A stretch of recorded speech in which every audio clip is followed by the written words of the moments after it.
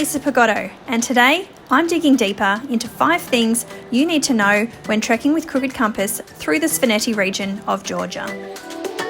Located in the northwest part of Georgia, the Svaneti is the highest inhabited area of the Caucasus and an enchanting destination. Surrounded by towering snow-capped peaks, its isolation has preserved its unique culture and untouched beauty. Its altitude and weather limits the trekking season in the Svaneti from late May through to early October each year. June is the rhododendron season and peak wildflower season is July. Both months can be quite busy. Accommodation throughout the region comprises of basic family-run hotels and guest houses, offering homely meals. In smaller villages, bathroom and eating facilities can be communal and hot water and power can also be intermittent. Traditional Svan cuisine includes potato dumpling type dishes, lots of cheese and stew-like meals.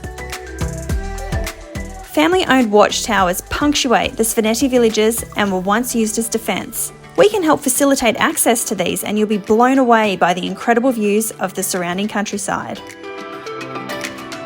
This is a tour suitable for those with a regular level of fitness, comfortable with walking between 5 to 8 hours a day. There are many steady inclines and declines, and the terrain can be wet, slippery, and sometimes gritty. The highest pass that we cross is at 2,700 metres. We do also offer tailored options. For those wanting more, we can extend your trekking. Further options include high altitude trekking, glacier trekking, and even remote helicopter access to some of the most incredible hiking regions that are simply untouched. And if you're a keen horseback rider, this can also be arranged.